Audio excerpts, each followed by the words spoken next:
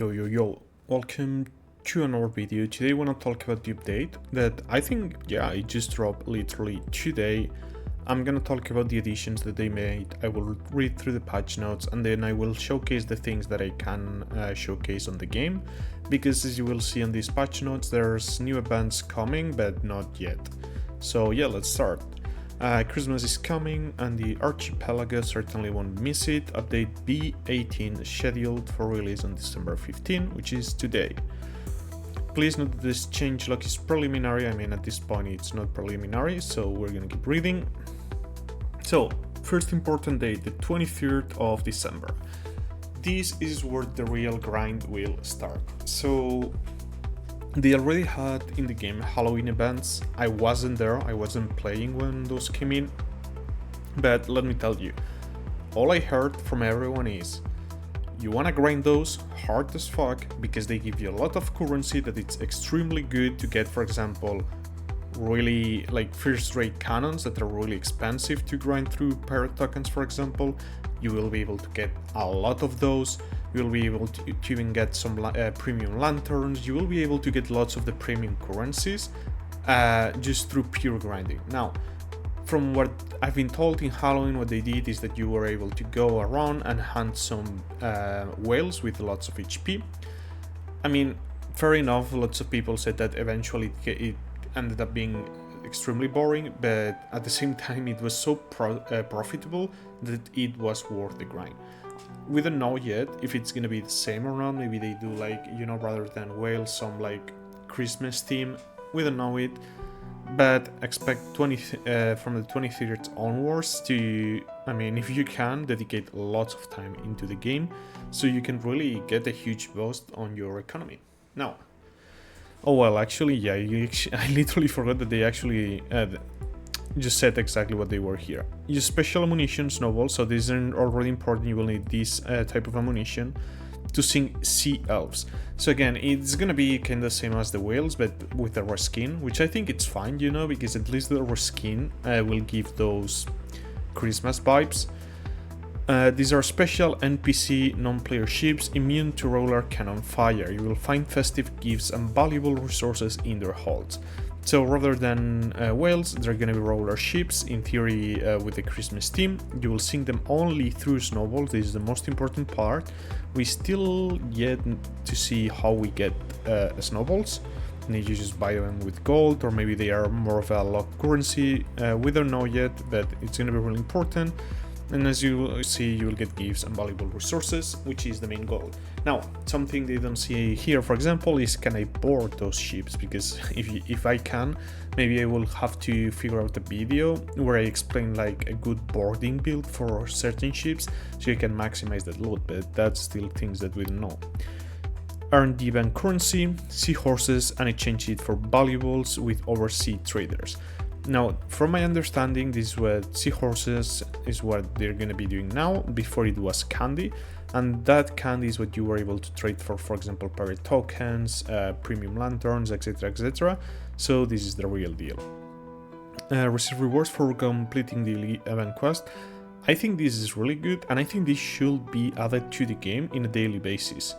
If the quests are decent, like they don't make you cross half the map, and the rewards are good, I think it's a good incentive for players to be like, okay, let's log in today, let's do my daily quest, like maybe you don't have much going on with your alliance or whatever, but you still have those extra quests that will give you extra rewards. Craft special consumables in the workshop that are only available during the event. Collect gift boxes at sea. Have snowball fights with other players. I assume because they deal, I don't know, maybe they deal 1 damage per hit, but the fact that they say have snowball fights, like, I don't know, it's either like a complete new event or just the fact that you can shoot that ammunition to players. Snowball mechanics, these are the thematic ammunition type that is only available during the event. It only deals damage when used against sea elves, so that solves our question already, whether you're gonna deal damage to players or not. When used on other targets, it simply covers the opponent's screen with snow. I'm not gonna lie. I actually not gonna lie, depending on how much it covers your screen, this could even become a competitive ammunition. Like, you can literally have one troll in your team who's just full of snowballs, like in a port battle, and he just single target fires one to each enemy ship and tries to reduce their visibility. It could actually be really annoying. Be careful, snowballs melt in the hold in the southern regions. Okay, that's a bit annoying because I have all my setup in the southern region, and if you want to be on the northern one, you need food, provisions mainly. So maybe it's something that we should be already trying to do, which is grind provisions, buy them. You could even, look, I'm gonna give you an extra tip. Get lots of provisions now, don't sell them. Whenever these events drop, people will start desperately looking for those provisions and probably the prices will skyrocket. If they don't skyrocket, it doesn't matter because you can use them for yourself. But if you're, like you like this inner trading in games and you like to speculate, this could be a good option. You can earn seahorses in the following ways: completing event quests, which I assume is the daily ones. Maybe there's more, but at least the dailies. Fishing is so OP in this game. Like I gotta say, one of the fathers of the devs had to be a fisherman. Like, the amount of loot you get for fishing in this game is absolutely insane. You get from the best cannons, you get everything. It's just crazy. Collecting treasures from treasure maps. Now, this is a really important tip that I wanted to give, but I was waiting to see if in this event will take place or not. Look, if you're spending any types of maps, stop. You want to keep them for the event. I've been hoarding mine for a long time. It's how it works in the Halloween. So no more using treasure maps. Save them, use them during the ban, because those treasures then will give you the special rewards. Collecting loot from unique non-player ships, exchanging resources at altars. Okay, I actually trolled a bit with this because I actually spent like a decent amount of currency because I just wanted to test exactly what I was getting from the altars. If I knew that, I obviously just would have saved them and used them in the altar when this drops. Once the event begins, every player will receive a commemorative flag and decoration for their personal island upon logging in, not the ship. We have also taken your feedback into account, adjusted the event schedule. After the main celebration period ends, it will be possible to exchange seahorses at overseas. Okay. Please note that the event quests are available. Okay, you will need to be rank 7 or above. I mean, pretty straightforward. So, like, for example, you don't create multi-accounts and then you farm the event with multiple accounts or any bullshit like this. Now, things that I am able to showcase today. New ships. Recently showcased 4 new ships on our social media. Southampton Transport 5th Rate, a frigate that served the British Navy for over 55 years. Because it's transport rate, I mean, it's gonna be a bit of whatever. Because we already have good transport ships. It's not gonna be anything crazy. But I gotta say, like, we will check the ship, but becoming the basis for a world class of 30-gun frigates could mean that it has a decent amount of weapons. Iberia, 3rd grade, fast moving, the fast line. One of the pioneers of the Spanish shipbuilding school, it was refueled at San Martino shipyard, a port that it's in-game. It is widely used for patrols. We will check that too. 3 hierarchs heavy raid, so we have another heavy on 4th raid, and I think this is really important. Is currently, for example, one of the metas in Arena is the Constitution, which is a heavy 4th raid. So now we could be seeing a ship that maybe takes that lead, depending on the stats that we will check. Battleship built in the mid-18th century and distinguished by excellent maneuverability and stability. Stability doesn't really matter, but the maneuverability translated in the game is really important. Oh, okay, if they're Russian, look, I don't take it this wrong, I just do it as a joke, because I played War Thunder. If the dep is Russian, and there's Russian items, they're gonna be strong as fuck. So I'm really looking at this ship, like, with high likelihood of being really good. Montanes, 2nd rank battle, which is like the medium, jack of all trades ship line. The ship was built with funds from residents of Cantabria, a mountainous region of Spain, hence the name. It became a model ship for subsequent 74-gun ships of the line in the Spanish Navy of the late 18th century. And it participated on all key battles. We're gonna check that now. We're just gonna finish this off. General changes. A new year's chest added to the store. Arena store changes, the new items and season 2 designs. Okay, that's good, you know, that every single season they come up with some fresh skins. Decrease prices of lanterns, consumables, and valuables. XP loot prices increase. I think something they should do too is add the heavy shot to the first stage of, like, the first rank, so everyone can pretty much buy that type of ammunition. Every Captain Seal lot now contains twice as many days for the same price. Really good. Like, same price, double the amount. That's really good for players. Increased rewards for arena battles. Okay, we might have to do some arenas. When certain ammo type is fully depleted, it's now automatically switched to another one. Present hold. I think this is fine, yeah. Legend and tool section of the map now displays how much resources is present in a port's trading house. Update the Great Island port model. I haven't even been in this island, so whatever.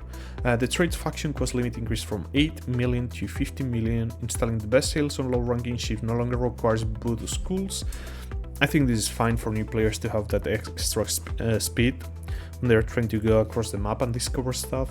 Installing most upgrades no longer requires battle marks. Massive value. Like, I had to grind for my Poltava, for my Santissima, had to grind so many battle marks just for upgrades. Massive value that they make this change. It changes to the cost of upgrading mines and factories. Upgrading to level 3 no cost gold, and upgrading to level 4 no cost more resources. So I assume this talk is still about the mines and manufactories. Fog zones are now slightly smaller but will appear more frequently. Fog zones. I think I have not been in one of those. Fog zones. Maybe I've been? I'm not sure. The game now fully supports EME input. Ships adjustments, which is pretty much just game balance. Bassa maneuverability increased from 68 to 64. I mean, again, maybe it takes like 3 seconds extra to do like a full turn. Shouldn't be that big of a deal. Red Arrow speed decreased from 9.1 to 8.6. Deadfish speed decreased from 6.8 to 6.6. Armor decreased from 8.2 to 8. The speed changes I don't think are really that relevant. Like, maybe this one on the Red Arrow, yes, but 0.2 knots on Deadfish, not that crazy. Now the armor, even if it's only 0.2, it actually matters slightly. Axel Thorsen speed increased from 9.5 to 9.8. I mean, nothing crazy, you know, it's just a small tweak. I wouldn't say like any ship is gonna fall off the meta for these changes. And then some fixes. Now let's go into the game and check the different ships. Well, as I was looking here at the arena, let me check the store. I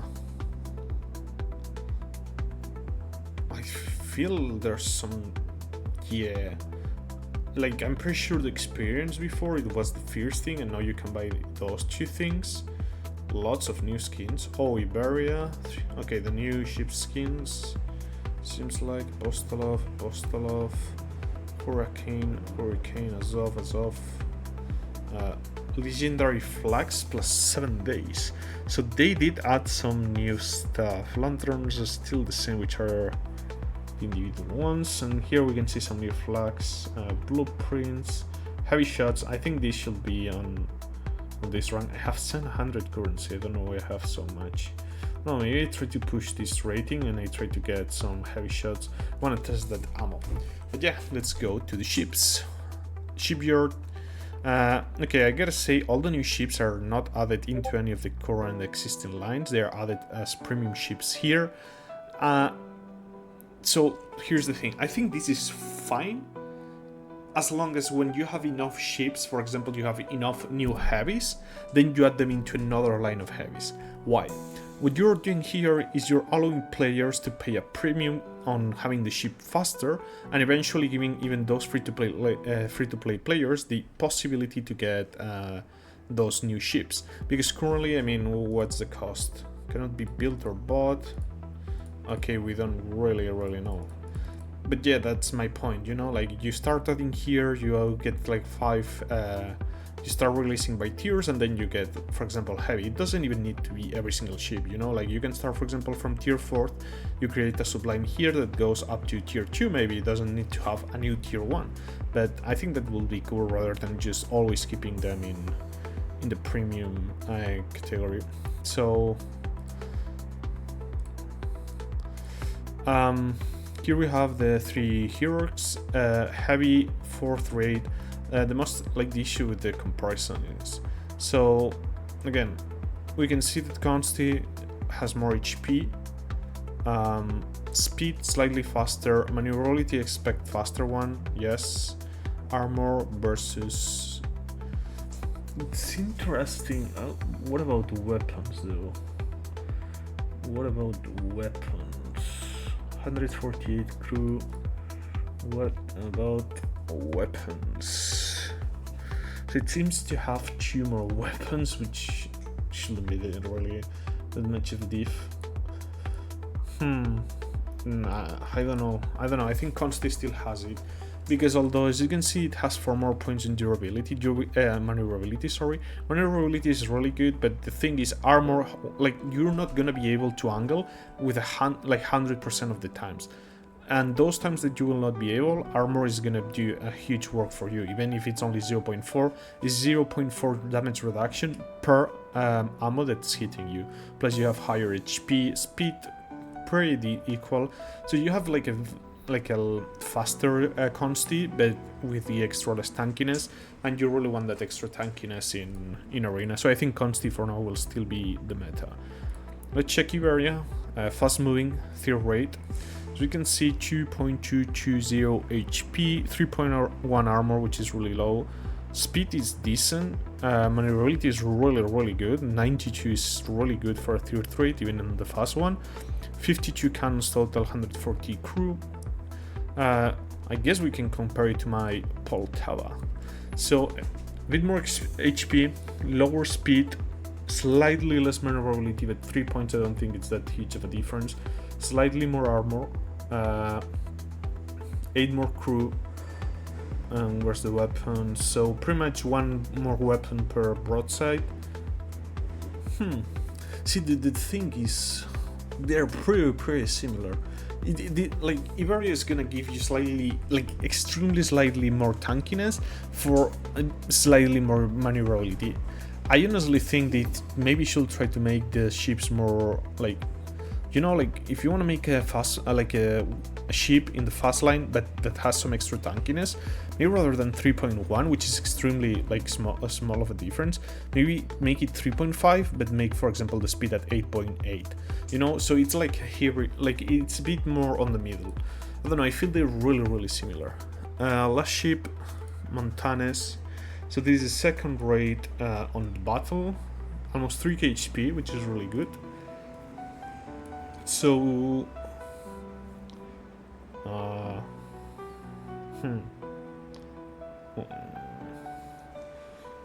I'm not so sure about this one. So the thing is, it has less HP and less speed, which is a bit weird. Has lower maneuverability, slightly. I mean, the armor actually is a huge diff on this one. It's almost 1 extra point. Okay, the armor is gonna be a big diff. Plus you have 2 extra weapons on the front and on the back, which 60 HP doesn't really matter. 0.7 speed doesn't really matter. 3 maneuverability, you will feel it, but not even that much. I think Montanes is gonna be better than Sans Pareil if you're looking for a ship on the battle tree and 2nd rate. The thing is that here you can see almost a 1 point increase in broadside armor. Like this is like having 1 gold lantern versus not. You get the extra weapons front and behind, which is really good to have different angles of engagement. You maintain the same weapons on the broadsides, and the HP diff, speed diff, and maneuverability diff is not that huge. I think this ship could maybe be somewhat of a meta ship for the mediums, to be honest. I do believe it's better than the current one in the tree. It reminds me kind of a bit of the Redoutable. Let me see. Like it has that. Yeah, honestly, it's like a smaller Redoutable. But yeah, those are the current ships. Those are the patch notes. I'm trying to make some guides, for example, on builds, Santissima, what build do I recommend, with what weapons, etc, but I still need to get the weapons, which is a bit of a grind, to say the least. But yeah, catch you in the next one.